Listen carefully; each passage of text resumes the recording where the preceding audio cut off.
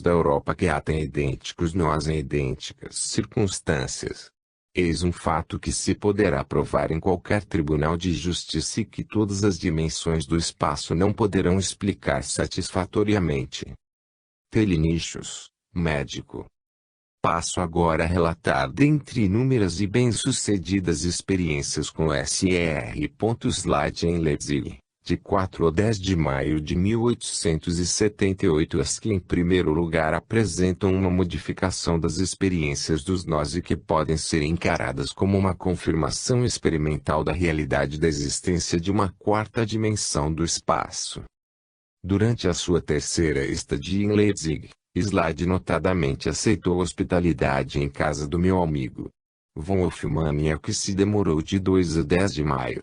Com o fim de protegê-lo contra a indelicadeza do público ilustrado e do iletrado, assim como da imprensa, e com o fim de impedir aqui a repetição da sua expulsão, pela polícia a pedido do público, tivemos o cuidado, durante a sua segunda visita, de sequestrá-lo inteiramente do público. Quanto às experiências que se seguem, eu as descreverei em primeiro lugar para os fisicistas, isto é, para homens científicos, competentes para compreender as minhas investigações e experiências físicas anteriores, às quais durante 20 anos dei publicidade em jornais científicos. Só estes poderão formar uma opinião independente. Julgando meus trabalhos anteriores, poderá avaliar a que ponto posso merecer-lhes confiança, como investigador em física. Quanto às pessoas aqui, à vista dos meus trabalhos passados, possa inspirar confiança, me abstenho de descrever, com exagerada minuciosidade, desnecessária a homens científicos, as circunstâncias sob as quais foram observados os fenômenos que seguem.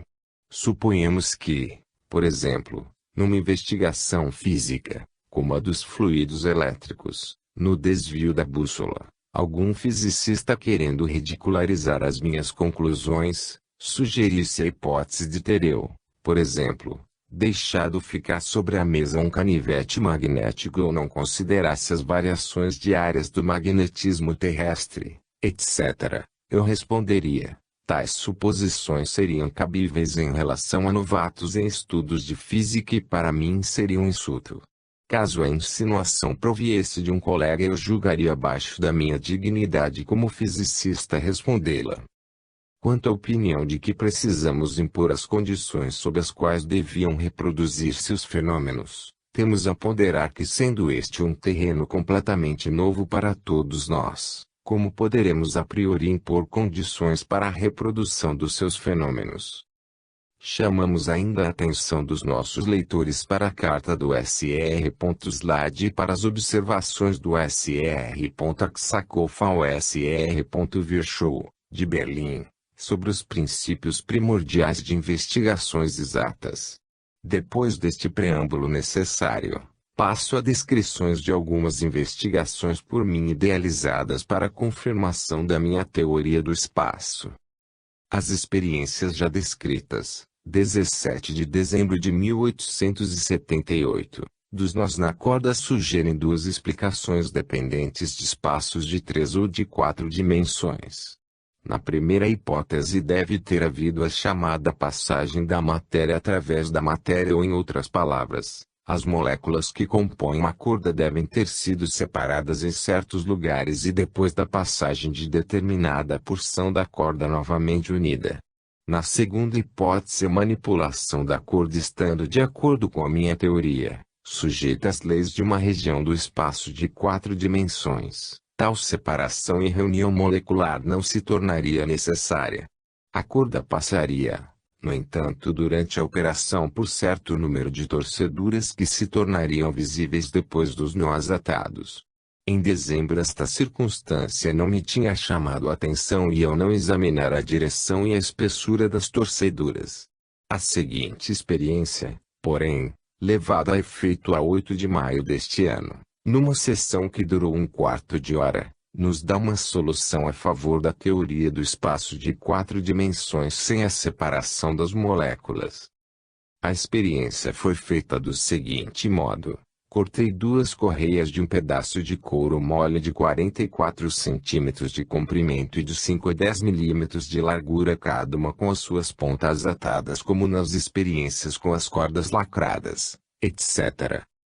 As duas tiras de couro foram colocadas separadamente sobre a mesa.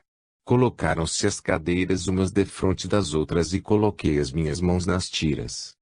Slade sentou-se à minha esquerda e colocou a mão direita de leve sobre a minha, todo esse tempo, vendo as correias em minhas mãos. Slade declarou ver luzes saindo dos meus dedos e sentir um sopro fresco sobre as suas mãos. Senti o sopro, porém não vi as luzes.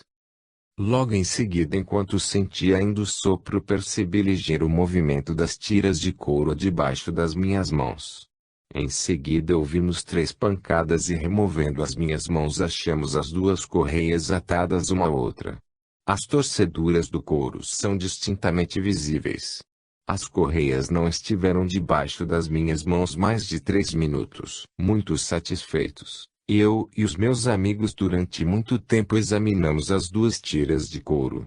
Em seguida segurei eu mesmo uma pedra de escrever debaixo da mesa com o fim de obter a reprodução obtida pelo Grão-Duque Constantino da Rússia. Enquanto eu assim procedia, as mãos de Slade, sempre visíveis, se conservavam tranquilamente na mesa. Subitamente apareceu ante os meus olhos, emergindo de sob a mesa, uma grande e robusta mão. Os dedos dessa mão se moviam com rapidez e pude observá-la com toda a atenção durante pelo menos 2 minutos. A mão era pálida e de uma cor inclinada a uma verde azeitona. Enquanto eu observava Slade, a mesma mão por um movimento rápido agarrou com força o meu antebraço por mais de 1 minuto. Como a minha atenção estava toda voltada em examinar a mão, nada posso dizer a respeito do braço. A pressão que senti sobre o meu braço foi fortíssima e antes do desaparecimento da mão senti na mão que sustinha a pedra embaixo da mesa tão forte beliscão, que não pude deixar de gritar. Com esta manifestação encerrou-se a sessão. Para completar a narração de fenômenos de mãos visíveis e tangíveis, que ocorreram no ano precedente em presença dos meus amigos e colegas Fechner, Weber e Scheibner, mencionarei mais o ocorrido na manhã de 15 de dezembro de 1877.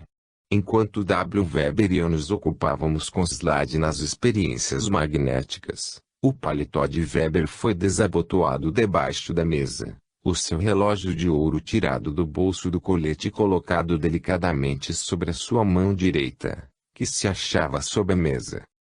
Durante isso, que durou cerca de 3 minutos e foi descrito em todas as suas fases por Weber, as mãos de Slade se conservavam todo o tempo sob as nossas vistas.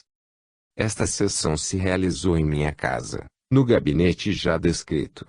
Aqueles que procurarem explicar os fenômenos aqui narrados e observados por diversas pessoas de confiança, atribuindo-os a membros fabricados de borracha, etc., tratam do assunto muito superficialmente, pois além de procurarem explicar fenômenos que nunca presenciaram, provam ser de uma ingenuidade pasmosa. Que tais membros tangíveis e visíveis podem, debaixo de certas condições, deixar invisíveis impressões como, por exemplo, na farinha de trigo e no papel tisnado, não pode haver a menor dúvida. Creio ter ficado provado pelas experiências supramencionadas que fora do nosso mundo perceptível de 3 dimensões há seres organizados com todos os atributos de corporeidade, podendo mostrar-se sumir no espaço de 3 dimensões, não nos sendo possível, devido à nossa atual recepção do espaço, responder satisfatoriamente de onde eles vêm nem para onde vão. Já relatei a desaparição e a reaparição de uma pequena caixa de papel de termômetro e também a aparição repentina de um pedaço de madeira e outro de carvão em lugares onde estes corpos não tinham sido por nós colocados. Idêntico e mesmo mais extraordinário fenômeno sucedeu em Viena durante a estada de Slade. O barão von Ellenbach escreveu-me. A desaparição do livro foi muito superficialmente tratada no meu folheto, pois nele só me ocupei de fatos fora do alcance de Slade, prevenindo a ponderação de lhe fê-lo de algum modo. O fato passou-se assim. Slade colocou sobre a ardósia em um ponto marcado o livro e um pedaço de lápis, pondo tudo embaixo da mesa. O livro desapareceu e, tendo sido procurado por toda a parte, desceu por diversas vezes do teto até a mesa, passando entre os globos do candelabro de 3 luzes. Em uma destas vezes bateu em uma das correntes do candelabro. Projetado por uma das mãos debaixo da mesa, teria sido impossível descrever essa curva. Os braços de Slade estavam visíveis e tranquilos e qualquer movimento das pernas seria notado. A experiência foi repetida por diversas vezes e a nossa atenção era a maior possível. Considero como muito importante a reprodução do fenômeno em sua presença, porquanto se a ascendência e descendência do livro a meus pés provam a existência de uma força mecânica imperceptível, os nós numa corda sem pontas, a existência de um espaço de 4 dimensões. Assim também a aparição e desaparição do livro podem provar mais outra dimensão do espaço, pode-se assim dizer, na nossa proximidade, e de um modo tão estupendo que, em minha opinião, não se pode duvidar de que a nossa aparente ilusão não é mais do que uma instrução tridimensional de um mundo polidimensional, a nós sugerido por uma organização desconhecida. Se nas suas investigações for feliz, peço-lhe que me comunique. Belenbach. Recebi a carta acima às 8 horas da manhã de 5 de maio. Sem mencioná-la a pessoa alguma, demonstrei na sessão desse dia desejos de novamente observar, como em dezembro, a desaparição e a reaparição de qualquer corpo de uma maneira frisante. Imediatamente Slade pediu ao von Hoffmann que lhe desse um livro e este incontinenti lhe passou um distante. Slade colocou-o sobre uma ardósia e pôs tudo debaixo da mesa, retirando logo em seguida a ardósia sem o livro. Procuramo-lo por toda a parte, porém em vão, o livro desaparecera. Decorridos 5 minutos, retomamos novamente os nossos lugares. Apenas nos sentamos, o livro caiu do teto sobre a mesa, dando-me na queda uma pancada sobre a orelha direita com alguma violência. A trajetória do livro pareceu-me ter sido oblíqua, procedendo de um ponto por cima e atrás das minhas costas. Durante essa ocorrência, Slade achava-se sentado e imóvel. Pouco antes ele asseverara como de costume nestas manifestações físicas que via luzes flutuando ou emanando dos corpos, apesar de nem eu nem meus amigos podermos perceber coisa alguma. Na sessão do dia seguinte à claridade do dia devia eu presenciar outro fenômeno dessa ordem, ainda mais curioso. Como de costume, tinha-me sentado com Slade à mesa de jogar. Defronte de mim estava, como quase sempre, uma pequena mesa redonda. A sua altura era de 77 centímetros, o seu diâmetro de 46 centímetros e o seu peso de 4 quilogramas. Depois de estarmos sentados durante 1 minuto, tocando-se as nossas mãos, a pequena mesa começou a oscilar vagarosamente, o que percebemos com facilidade. O movimento pouco a pouco se tornou mais pronunciado e a mesa pequena aproximou-se da maior onde nos achávamos, acabando por desaparecer embaixo desta, tendo seus pés virados em minha direção. Esperamos durante 1 minuto sem saber com o que podíamos contar. Slade preparava-se para, por meio da ardósia, perguntar aos seus espíritos com o que deveríamos ainda contar, quando me ocorreu examinar a posição da mesa redonda que, pensava eu, podia achar-se por debaixo da outra. Para nossa surpresa, achamos o espaço embaixo da mesa maior, vazio. Não achamos traços da mesa redonda em todo o aposento. Contando com a sua reaparição, sentamo-nos novamente e esperamos cerca de 6 minutos, quando Slade declarou ver as costumadas luzes flutuarem no espaço. Não obstante nada poder ver, segui instintivamente o olhar de Slade. Repentinamente vi, na altura de 5 pés, a até então invisível mesa com as pernas viradas para cima, flutuando no ar e descendo em nossa direção. Conquanto tivéssemos desviado as nossas cabeças, Slade para a esquerda e eu para a direita, Com o fim de evitarmos o contato da mesa, na sua descida, apanhei tão forte pancada que durante mais de 4 horas depois ainda sentia dores. Capítulo 6. Considerações teóricas. Experiências projetadas para a prova da quarta dimensão.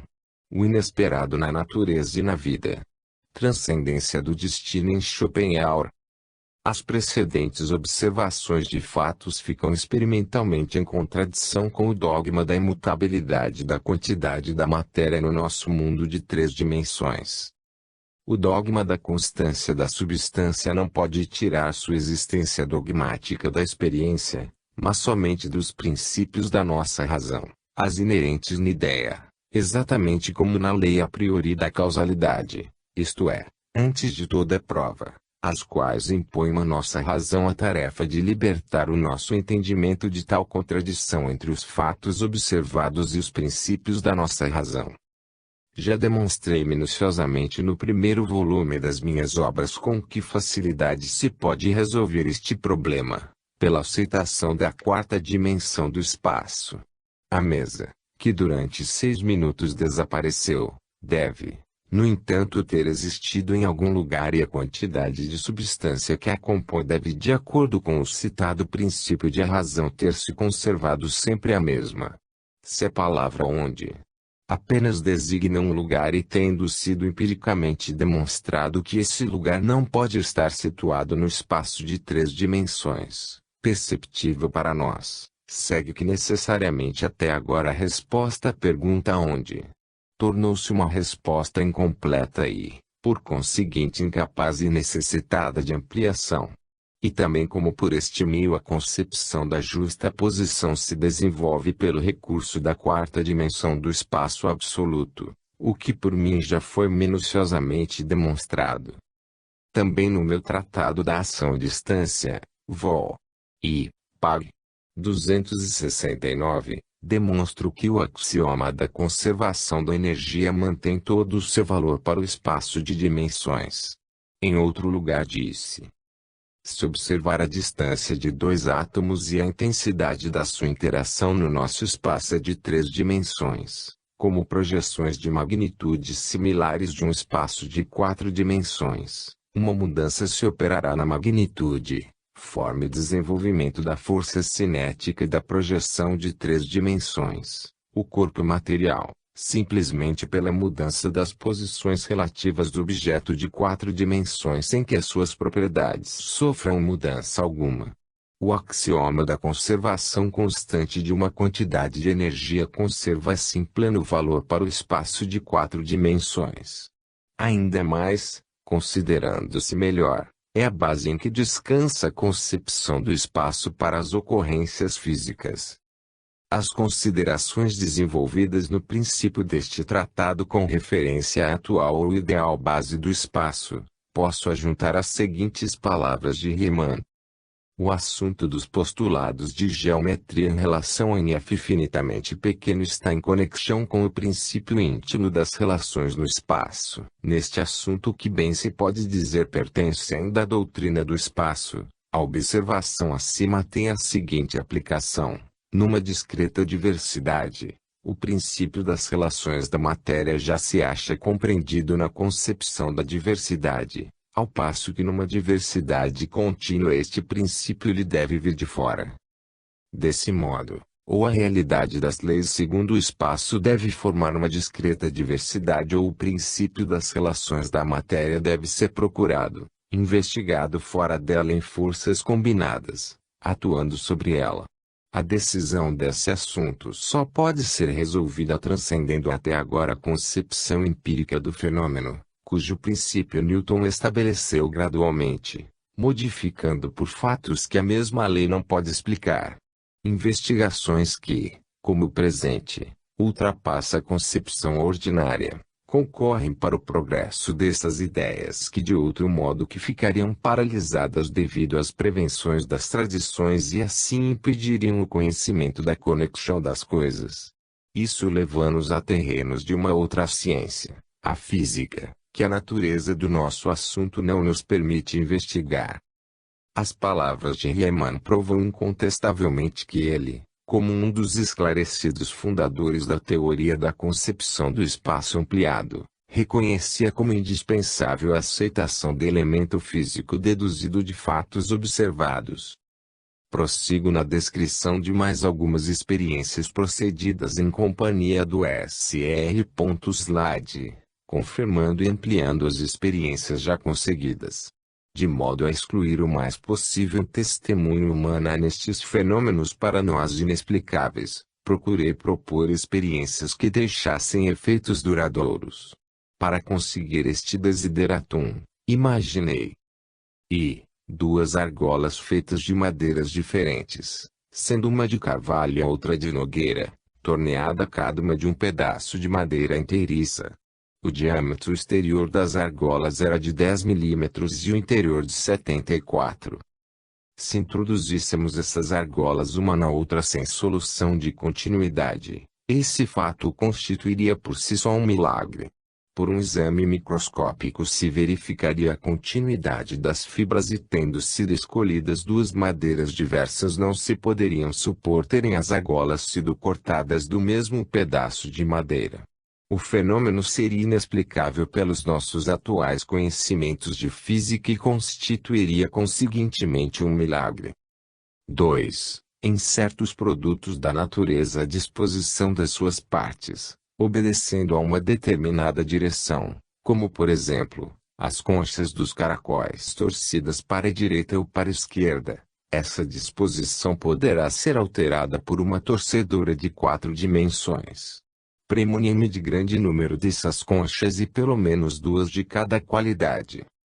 3. De um pedaço de trepa seca, Gucci, cortei uma tira sem pontas da largura de 4 ou 5 milímetros e formando um círculo de 400 milímetros. O meu intuito era fazer dar um nó nessa corda e um exame microscópico revelaria se ela tinha sido cortada. 4. De modo a demonstrar a chamada penetrabilidade da matéria, que faz parte de todas estas experiências, encomendei na fábrica de vidros do Sr. Götze desta cidade uma bola de vidro hermeticamente fechada e de cerca de 40 milímetros de diâmetro. De uma vela de composição cortei um pedaço que coubesse exatamente no interior da bola. Indaguei do Sr. Götze se ele julgava possível fabricar-se uma bola como essa, encerrando no seu bojo sem derretê-la pelo menos nas extremidades. Disse-me ele isso completamente impossível. Mesmo independentemente dessa opinião, creio não me arriscar a uma contradita afirmando que um pedaço de vela colocado no interior de uma bola de vidro seria à vista dos nossos limitadíssimos conhecimentos das leis naturais um milagre inexplicável. Os preparos mencionados facilmente deixam antever os fenômenos que eu desejava obter em presença de Slade. Tendo-me convencido em mais de 30 sessões efetuadas na presença de Slade de que ele absolutamente não fazia as coisas misteriosas que presenciei, eu não podia racionalmente pedir-lhe que me mostrasse tal e tal fenômeno. Muito menos razoável me parece impor condições sob as quais os fenômenos para ele próprio inexplicáveis deveriam reproduzir-se. Preferi, pois, proceder para com Slade e os fenômenos exatamente como tinham procedido para com a natureza durante as minhas investigações físicas ou nas previstas queda dos meteoros, cujo acontecimento ocorreu quando a Terra cruzou a órbita do cometa de Biela em 27 de novembro de 1872. Conservei-me calmo e na expectativa do que deveria acontecer, esperando que a natureza livremente me desvendasse os seus segredos à medida que achasse conveniente, de modo que não cegasse os olhos do meu entendimento com o esplendor da sua majestade, recordando-me das palavras de Goethe. Impenetrável a luz flamejante do meio-dia, a natureza não consente que se lhe rompa o véu. E o que ela por sua livre vontade não quiser sem convite a vossa alma desvendar, vós não conseguireis arrancar com alavancas ou sacar-rolhas. E de fato não conhecemos melhor comparação para explicar o modo que o destino conduz o homem para a revelação inesperada e sucessiva dos mistérios da natureza. Raras vezes acontece o que nós de acordo com o nosso pequeno saber desejamos. Se, porém no decurso de alguns anos examinamos o que se passou, reconhecemos cheios de gratidão a superioridade daquele que de conformidade com um plano sensato conduz os nossos destinos ao verdadeiro bem-estar da nossa natureza moral e a nossa vida a uma harmonia geral. Volente fata ducunt, volente intraunt, diz um antigo provérbio frequentemente citado por Schopenhauer. Que a concepção intelectual da conexão íntima do nosso destino não nasce somente de um idealismo colorido pelo otimismo, porém se impõe poderosamente mesmo a um pessimista de faculdades intelectuais bastante desenvolvidas. Temos uma prova frisante no Tratado de Schopenhauer, Desígnios Aparentes do Destino dos Indivíduos. Capítulo 7. Diversos exemplos da chamada passagem da matéria através da matéria. Depois desta digressão passo a descrever algumas modificações efetuadas em objetos sem que fossem tocados por Slade. Em 3 de maio deste ano, às 8 horas da noite, durante uma sessão em que eu e o Sr. von Hoffmann tomamos parte, se achavam sobre a mesa, além de outros objetos, 2 dos já mencionados caracóis. Eu comprara ambos nessa manhã a um mercador ambulante italiano, que negociava na feira de Leipzig. O caramujo menor encontrava-se facilmente aqui, o outro pertencia a uma espécie aqui, segundo o vendedor, que encontrara nas praias do Mediterrâneo. Ele a meu pedido, escreveu o seu nome Capo Turbus, em latim Caput Turbo. A abertura quase circular desse caramujo tinha um diâmetro de cerca de 43 milímetros, ao passo que o menor media apenas a 32 milímetros na sua maior extensão. Nessa noite sem intenção pus o caramujo maior sobre o menor, ficando este totalmente coberto. Isto se deu em uma sessão durante a qual se sucederam fenômenos totalmente diferentes. Quando Slade, segundo seu hábito, segurou embaixo da mesa uma lousa, ouviu-se imediatamente um ruído como da queda de um corpo sólido sobre ela. Sendo retirada a lousa, sobre ela se achou o caramujo, que apenas um minuto antes estivera na mesa coberto pelo outro. Desde que esse fenômeno se tinha produzido sem o concurso das nossas mãos, aí estava o que se chama a penetração da matéria, que tem sido tantas vezes observado e desta vez tão inesperadamente. Logo depois de ter o Sr. Slade retirado a lousa de sob a mesa, segurei no caramujo com o fim de verificar qualquer alteração física que por acaso pudesse ter ocorrido. Surpreendeu-me achá-lo tão quente que quase se me tornou impossível conservá-lo entre os dedos. Passei-o imediatamente ao meu amigo, que verificou essa extraordinária mudança de temperatura. Esta circunstância pareceu-me ser de certa importância em relação aos fenômenos que se seguem. Às 7 horas da noite de 9 de maio achava-me só com Slade no nosso gabinete. Os 2 argolões de madeira e as já mencionadas tiras estavam ligados a um pedaço de cacute corda fina, de 1 milímetro de espessura e de 1,5 m de comprimento. As 2 extremidades do categute foram amarradas juntas e depois lacradas exatamente como as cordas. Depois de nos termos, Slade e eu, sentado à mesa, coloquei as mãos na extremidade lacrada do categute. Decorados alguns minutos, Slade assegurou-me, como geralmente o fazia durante os fenômenos físicos, que estava vendo luzes e em seguida sentimos um cheiro de queimado como que procedendo de sob a mesa e fazendo lembrar o cheiro do ácido sulfúrico. Logo depois ouvimos um ligeiro ruído que vinha da mesa próxima como de pedaços de madeira chocando-se. Quando indaguei se devíamos suspender a sessão, o mesmo som foi repetido por 3 vezes. Em seguida abandonamos os nossos lugares a fim de verificarmos a causa do ruído observado. Com imensa surpresa achamos os 2 argolões da madeira, que minutos antes se achavam presos ao categute circulando ao pé da mesa pequena. O categute achara-se amarrado em 2 nós soltos e o pedaço de tripa dependurado sem alteração alguma. Muito satisfeito pelos resultados permanentes obtidos, chamei para o gabinete o meu amigo von Hoffmann e sua mulher. Slade caiu num dos seus transes habituais e me informou que os seres invisíveis que o cercavam lhe comunicavam que, segundo o meu desejo, tentaram dar os nós na corda de trepa, mas que se viram obrigados a abandonar o seu intento visto estar a corda em risco de derreter-se devido à elevada temperatura e que isso poderíamos verificar examinando um ponto branco que se achava na corda. Imediatamente depois da experiência fiquei de posse da tira de couro e assim que Slade me fez esta revelação procurei certificar-me. De fato lá se achava o ponto branco indicado e quando tomamos um pedaço da mesma cor do submetemos à chama de uma vela o excesso de temperatura deu em resultado um idêntico ponto branco. Esse fato, junto ao cheiro de queimado, notado durante a sessão e o aumento de temperatura verificado em outra experiência, a do caramujo, devem sempre ser recordados em futuras experiências de movimentos de 4 dimensões dos corpos. Se de acordo com a citada alternativa de Riemann a realidade regendo o espaço deve ser investigada nas forças operando no mesmo espaço, também poderá tal aumento de temperatura ser produzido de igual modo pelo movimento de corpos condutores no campo magnético.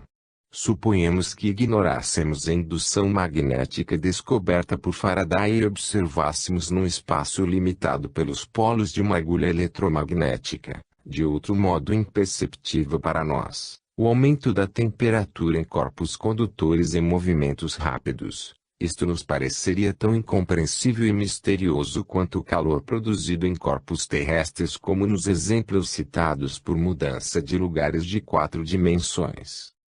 Sem dúvida um intelecto fortemente desenvolvido, que por princípios metafísicos, isto é, por princípios deduzidos pela razão, reconhecesse a necessidade e a significação geral da lei de Weber para toda a interação dos corpos, separados pelo espaço, deveria ter inferido a existência a priori da indução magnética de Faraday. Este encararia a elevação de temperatura dos corpos condutores nos seus movimentos uma confirmação empírica das suas deduções a priori e desse modo inferiria a existência real de um eletromagnético, mesmo que nunca o tivesse visto nem lhe tocado. Pelo que ficou dito se vê que a minha investigação projetada não se efetuou como esperei. Por exemplo, as 2 argolas de madeira não foram encadeadas, em vez, porém disso em 5 minutos foram transportadas do categute lacrado para o pé da mesa redonda. Desde que o lacre não foi desfeito e o tabuleiro da mesa não foi removido, segue-se pela nossa atual concepção do espaço que ambos os argolões de madeira atravessaram primeiramente o categuri e em seguida a perna da mesa. Se eu fizer a pergunta, qual das 2 experiências aos olhos de um cético deve causar maior impressão? Se a que eu projetava ou a que se efetuou, depois de refletirem, estou certo de que optarão pela última.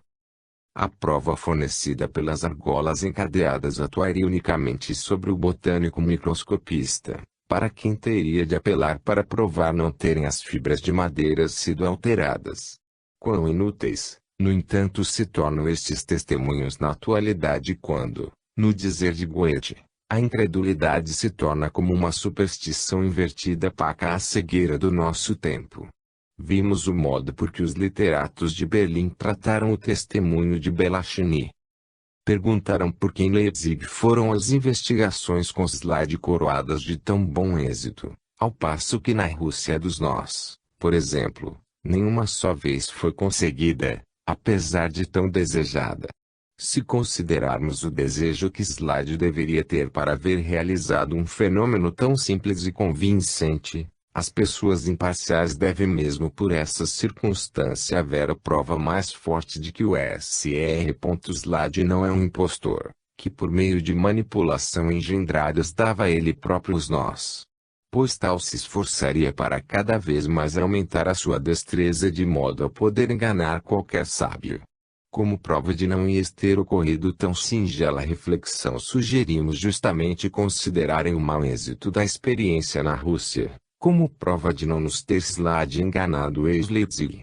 recebi as seguintes linhas de um amigo cientista da Rússia a quem enviei o meu tratado. 22 de fevereiro de 1878. Talvez possa a seguinte narração abrir os vossos olhos. Há 2 dias em consequência da vossa carta, amigos meus, cientistas, visitaram o Sr.Ciad e lhe pediram que procedesse à sua vista a operação dos nós. A resposta do Sr.Slade foi: este fenômeno só consegui 2 vezes, em Leipzig. Atualmente a minha mediunidade não se acha bastante forte. Depois disso ainda encarás o fenômeno como prova da 4ª dimensão? Por diversas vezes tem sido ponderado por que motivos, sendo as frases que aparecem nas pedras do Sr.Slade comunicações de espíritos na sua maior parte tão banal e até com erros ortográficos. Tendo um professor particular de filosofia de Berlim feito a observação, ponderei-lhe que qualquer comunicação ultrapassando o atual horizonte dos nossos conhecimentos deve necessariamente parecer-nos absurda e incompreensível, e lhe citei as seguintes palavras de Lichtenberg: se um anjo discutisse conosco filosofia, muitas das suas proposições, creio eu, nos haveriam de parecer como 2 mais 2 iguais a 13. Longe de compreender aquele novel filósofo, perguntou-me muito sério e com uma expressão da mais alta curiosidade se tais asserções apareceram algum dia nas lousas do Sr.Slade para confirmar a sua origem angélica. Tomado completamente de surpresa por tão ingênua pergunta, conservei o silêncio e olhei admirado. Ele já tinha escrito um livro sobre a teoria do espaço. Sem responder-lhe, pensei de mim para comigo: terás pouco que esperar, em breve descansarás como professor de filosofia no seio de alguma formosa universidade alemã, e então acontecerá com os teus estudantes exatamente como aconteceria conosco se um anjo discursasse sobre a filosofia. Lichtenberg diz: estamos num mundo onde um tolo faz muitos tolos, porém um homem sensato só consegue fazer poucos homens sensatos. Justamente o fato de terem aqui em Leipzig sido coroadas de bom êxito as experiências em presença de Slade, como prova da minha teoria do espaço, encaro isto como prova da inteligência superior desses seres invisíveis que os cercam. Se sem me parecer pretensioso me incluo na classe dos seres inteligentes a qual os homens pertencem, conhecidos sob o nome de Homo sapiens, mesmo assim quisera mais amplamente expor e mais detalhadamente explicar as minhas investigações filosóficas, porém somente aqueles a quem eu julgasse suficientemente instruídos. Numa sociedade de democratas sociais, ou de cientistas alemães ou ingleses, onde o Sr. Tyndall ou Sir W. Thompson tão facilmente vendem os seus trabalhos, sim, mesmo na Academia Britânica, eu me absteria de falar das minhas investigações acerca da minha teoria do espaço. Fora eu, porém, um dos invisíveis seres que flutuam em volta do Sr.Slade fosse o meu médium convidado para um exame científico pelos acadêmicos de Berlim, ser fácil escrever numa pedra as seguintes proposições: somos joguetes das nossas moléculas encefálicas, ou o princípio vital na Terra teme o seu início de germes contidos nas concavidades gélidas de uma pedra meteórica. Tais proposições seriam acolhidas com alegria pelo Sr. du Bois-Reymond e pelo Sr. Helmholtz como prova evidente da inteligência daqueles seres invisíveis e trariam naturalmente muita honra e glória ao médium. Como espírito talvez eu fizesse esta caçoada com os acadêmicos de Berlim do mesmo modo que Sir W. Thompson fez com a sua gente sem ciência num meeting de cientistas em Edimburgo há 7 anos. Porém, desde que no mundo superior dos espíritos a verdade é tida como uma coisa sagrada, da qual somente espíritos inferiores caçoam pela minha comunicação pela ardose, eu seria réu de injúria à lei moral, de acordo com as leis da divina e eterna justiça, o que traria em tempo seu castigo. Não poderiam essas condições ter obstado aos invisíveis espíritos de Slade a exposição de seus tesouros em outro lugar, o que aqui em Leipzig foi feito com tanta e tão surpreendente liberalidade. Por último, podemos notar de passagem uma circunstância que não tem tanta relação com as qualidades morais e intelectuais dos espíritos invisíveis, como com as dos médiuns visíveis, dos quais os espíritos carecem para suas manifestações. Tem sido alegado, como característico desses médiuns, que não obstante os mais surpreendentes fenômenos ocorrerem em sua presença, eles ainda assim, quando se oferece ocasião, procuram enganar aos demais, empregando para isso meios materiais que com todo o cuidado ocultam. Deve-se ter em mente o grande risco que corre quem assim procede e a completa diferença que se nota entre as manifestações de um suposto médium, isto é, de um charlatão, e as manifestações verdadeiras de um médium de fato. O médium charlatão não passa de um cleptomaníaco. A mania é bem conhecida. Em Berlim, por exemplo, havia uma senhora da mais alta sociedade que tinha por hábito entrar em lojas de joias e, depois de fazer compras avultadas, subtraía qualquer objeto, por mais insignificante que fosse, porém logo que chegava a casa o devolvia infalivelmente. Tem-se notado em mulheres grávidas essa perversão dos instintos morais. Consideramos esses maníacos completamente irresponsáveis. Acrescentarei uma observação à descrição detalhada da manifestação física ocorrida durante a primeira visita de Cadeia, 16 de novembro de 1877, em minha residência, em presença dos meus colegas e amigos Weber e Scheibner. Refiro-me à ruptura do reposteiro. Nesses fenômenos espíritas, que se realizam em presença de médiuns, o que sempre é mais discutido é o modo operante. Argumentam que os prestidigitadores alcançam idênticos efeitos em um teatro e, no entanto, não nega a ser apenas uma questão de ligeireza e de aparelhos, embora ocultem aos espectadores o modo operante. Este argumento baseia-se na pressuposição de que os recursos empregados pelos prestidigitadores se conservam dentro dos limites que, de acordo com a experiência, são prescritos aos seres humanos, em relação à sua organização física. Se, por exemplo, um homem só tivesse que desenvolver um ato de prestidigitação que necessitasse da força de 2 cavalos, o argumento não seria mais admissível desde que não houvesse um modo operante capaz de produzir o resultado. Em relação ao meu reposteiro, na manifestação já mencionada, felizmente posso apresentar argumentos convincentes. O material da galeria era pau de álamo. A fazenda do reposteiro nova e comprada havia apenas 1 ano.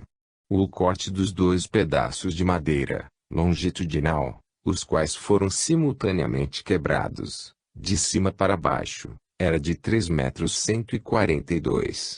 De acordo com as experiências de Ethel, a força do puxão necessário para a ruptura longitudinal de tal pedaço de madeira seria de 4,579 kg, desde que 2 desses pedaços de madeira foram ao mesmo tempo partidos. Para alcançar-se esse resultado seria necessário desenvolver-se uma força igual a 4,579 kg por 2. Para que se passe a comparar o que se deu com a força humana, transcrevo literalmente o que se acha no Dicionário de Física, de Geller, Pag. 976 do Vol. 2. Os músculos da coxa conservam perpendicularmente o corpo, cujo peso pode calcular-se em 150 libras, e desde que há músculos que suportarei 300 libras mais, temos 450 libras. Com o fim de mencionar alguns exemplos de força extraordinária, citarei a de um homem que conheci, o qual sem preparo algum carregava 6 pés cúbicos renanos de trigo em cima um homem. Subia com esse peso a uma escada de 8 degraus. Só o peso que ele suportava podia-se calcular em 450 libras, e adicionando-se o peso do carregador, segue-se que as suas pernas suportavam um peso de 600 libras. Há exemplos de força ainda mais extraordinária, desenvolvido pela tensão dos músculos da coxa, e como citada por Desaguliers, de um homem que com as pernas rebentaram na corda que aumentava um peso de 1.800 libras, e este como outro suspendendo do chão por uma tira de couro amarrada na cintura o peso de 1.900 libras com o simples esforço de repesar as pernas.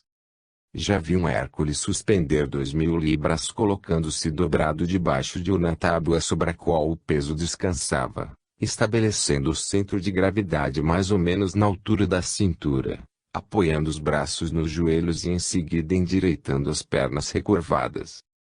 Os músculos em jogo nesse caso são, entre todos os do corpo, os mais adequados a suportar o maior peso e desse modo numa pessoa estão habilitados a maior desenvolvimento de força do que nos ombros, ou de qualquer outro modo em que a espinha dorsal tenha de ficar em linha reta. Conheci um homem que suspendia de cima de uma cadeira para cima de uma mesa, na ponta do dedo mínimo da mão direita e conservando sempre o braço estendido, um peso de 100 libras. Esse exemplo ainda não é dos mais admiráveis. Vi o Hércules que suspendia as 2.000 libras agarrarem com a mão direita uma barra que se achava fixa, perpendicularmente, e com o braço estendido conservar o corpo no ar em posição horizontal seguramente 1 minuto. Comparando o que ficam ditos com a força de 914 quilos necessários para romper o meu reposteiro, ver que o mesmo Hércules para obter idêntico resultado teria necessidade de multiplicar a sua força quase por 10 e aplicá-la em posição favorável. Desde que a força em desenvolvimento para o transporte de peso em um plano é no cavalo igual a 5 vezes a força de um homem, para se desenvolver o efeito mecânico produzido em presença de slide seriam precisos 2 cavalos. E uma prova da lucidez de W. Weber e do alcance da sua teoria ter-lhe-á 32 anos passados imediatamente após a discussão analítica da sua teoria, vide os meus princípios de uma teoria eletrodinâmica da matéria, escritos seguintes sobre a força catalítica na natureza. Esta força depende da quantidade das massas, da sua distância, velocidade relativa e mais da sua aceleração relativa, que lhe vem parte pelo movimento já desenvolvido e parte por forças desenvolvidas por outros corpos atuando sobre eles. Parece-nos daí que a interação direta entre duas massas elétricas não depende exclusivamente das próprias massas e das relações mútuas, mas também da presença de terceiros corpos. Agora é sabido que Berzelius já tinha previsto a dependência da interação direta de dois corpos da presença de terceiro corpo e designou a força procedendo desta combinação sob o nome de força catalítica. Aceitando-se este nome, pode-se dizer que até os fenômenos elétricos procedem em parte de forças catalíticas. Esta prova das forças catalíticas em relação à eletricidade não é rigorosamente falando uma consequência dos princípios conhecidos da eletricidade. Assim poderia ser considerada se a estes estivesse intimamente ligada à noção de que somente as forças pelas quais as massas elétricas atuam diretamente em reciprocidade, à distância, fosse por essa causa determinadas. No entanto, concebível que entre as forças compreendidas sob os princípios descobertos há algumas desenvolvidas diretamente pelas massas elétricas umas sobre as outras, que, por conseguinte, no primeiro caso, de médium interposto e ainda de todos os corpos atuando sobre esse médium. Estas forças, se o médium for retirado das nossas vistas, poderá com facilidade passar por forças catalíticas, não obstante de fato não serem. A concepção das forças catalíticas deve pelo menos na sua essência ser considerada modificada neste caso. Isto é, sob a designação de força catalítica deve-se entender uma força exercida diretamente que possa ser definida de acordo com uma regra geral por meio de certo conhecimento dos corpos a cuja influência o médium interposto se acha sujeito embora sem ciência. As leis fundamentais conhecidas da eletricidade dão-nos uma regra geral para a determinação da força catalítica neste sentido. Mesmo que se admitisse ser Slade um gigante e lhe atribuíssem a faculdade de mover-se tão rapidamente que meus amigos Weber e Scheibner e eu não percebêssemos, Poderá depois da exposição feita os céticos racionais pensar que o reposteiro poderia ter sido rompido por Slade. Porém, para justificar o termo racional, mencionarei que no dia seguinte ao da sessão estiveram comigo um colega e mais duas amigas na outra sessão com o Sr. Slade. O meu colega, com o fim de apaziguar a sua consciência científica, sugeriu a possibilidade de ter o Sr. Slade trazido consigo uma dinamite, escondendo-a debaixo de algum móvel e em ocasião oportuna ter-lhe chegado fogo. Essa explicação lembra de um camponês da Pomerânia para explicar o movimento de uma locomotiva. Para atenuar de algum modo o terror que podia inspirar pela primeira vez o aparecimento de uma locomotiva, o pároco de uma aldeia de Pomerânia procurou fazer compreender às suas paroquianas o que era o vapor. Quando assistiram à passagem da primeira locomotiva, todos sacudiram incredulamente a cabeça e um deles disse: "Não, padre. Dentro há cavalos escondidos."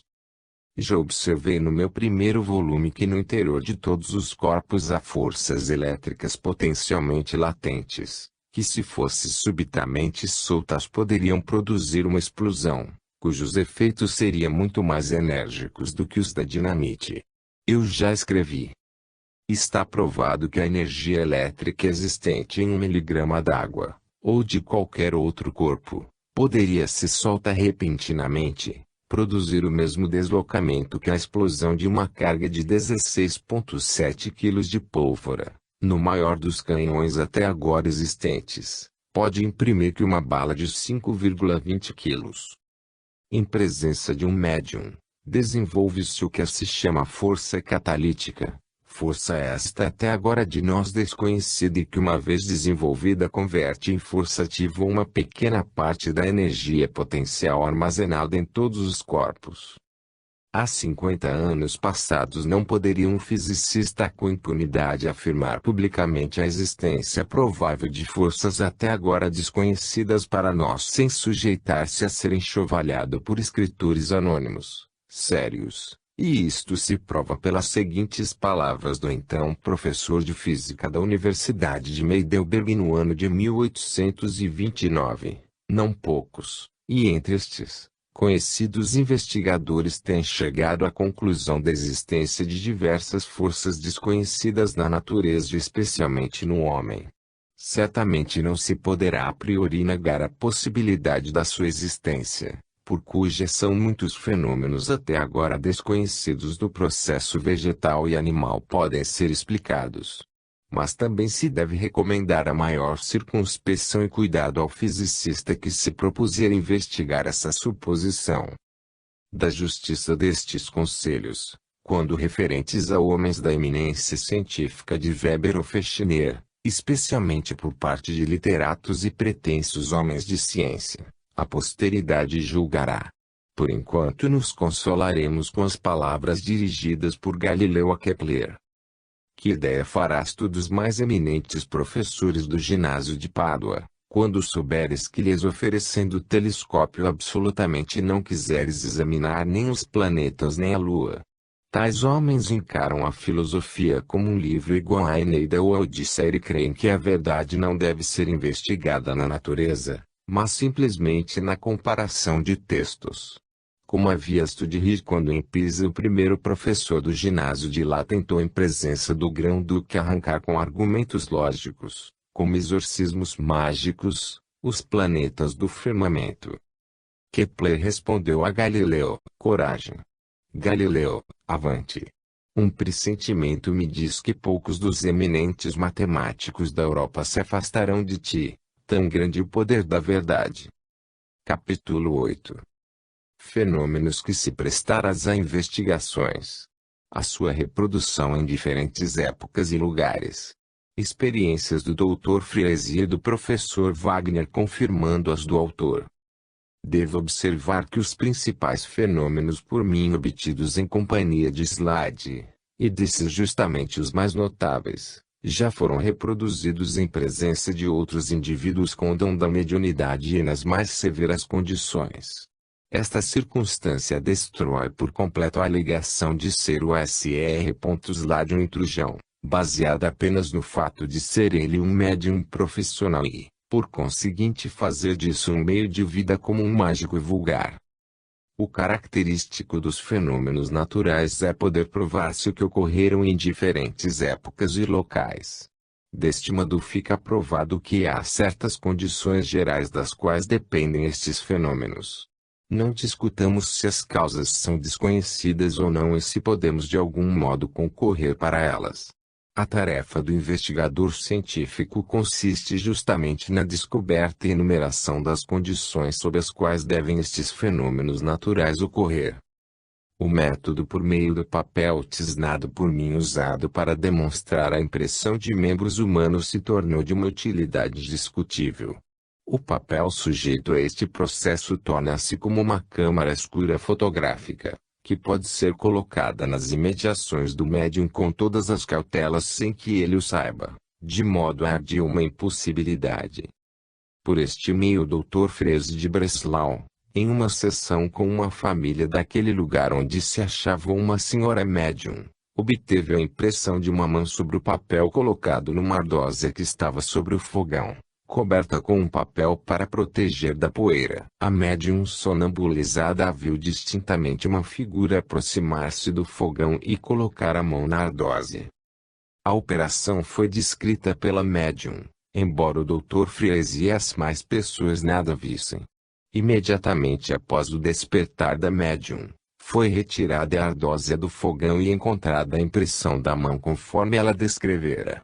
A mais brilhante reprodução da minha experiência com papel tisnado foi a que se realizou no outono do ano passado com um médium não profissional em S. Petersburg.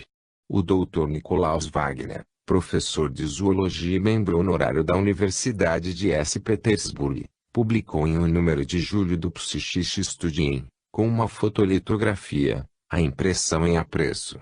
Transcrevo literalmente artigo para por ele também avaliar-se a oposição religiosa e eclesiástica que hoje como no tempo de Galileu procura impedir as investigações científicas. Reprodução ele uma das experiências do professor Zollner com médiuns particulares por Nikolaus Wagner, professor de zoologia da Universidade de S. Petersburgo. A reação contra o movimento espírita seguiu o seu curso com a mesma violência de toda a oposição fanática. Se a fé cega é o motivo do fanatismo religioso, também a direção deste sentimento em contrário é determinada por uma força igualmente lógica, ceticismo cego. Em uma e outra causa é a mesma, uma paixão excitada, resistindo a toda consideração calma e ajuizada. Não pode haver melhor prova ao que fica dito do que os ataques dos sábios contra aqueles dos seus colegas que tiveram a indesculpável temeridade de convencer-se da realidade dos fenômenos mediunímicos e de publicar o resultado das suas investigações. Até caírem em terreno espírita, os trabalhos e opiniões destes homens eram tidos como perfeitamente lógicos, acertados e satisfazendo plenamente as exigências. Porém tão depressa levam as suas investigações às regiões dos fenômenos medianímicos. Encontram logo uma antipatia geral e isto mesmo antes de se pronunciarem favoráveis a eles. Impelido por esta antipatia todo o raciocínio cega-se, procuram argumentos tão ingênuos que se tornam absurdos. Em relação aos sábios e ao meu colega o professor Zollner, que ultimamente entrou em investigações no campo da mediunidade, tenha mais ampla certeza do que dissemos acima. Convencido pela realidade dos fatos da mais completa objetividade dos fenômenos medianímicos, ele publicou o resultado das suas investigações. Como no caso, porém, das investigações de Crookes e de Butlerov, foi ele também dado por suspeito e atribuíram toda a prestidigitação bem executada e o nome de mais um investigador consciencioso foi avolumar a lista dos cientistas enganados pelos chamados charlatães. Como todo o peso das acusações recai puramente na suposta fraude dos médiuns, não será supérfluo confiar à imprensa o resultado de algumas investigações análogas às de Zollner, que obtive com um médium não profissional. Absolutamente não espero que esta narrativa, como centenares de outras anteriores a esta, faça a menor impressão na cegueira dos céticos, porém creio firmemente que servirá para reforçar a convicção daqueles que, não sendo fanáticos, não se recusam a convencer-se da verdade das coisas.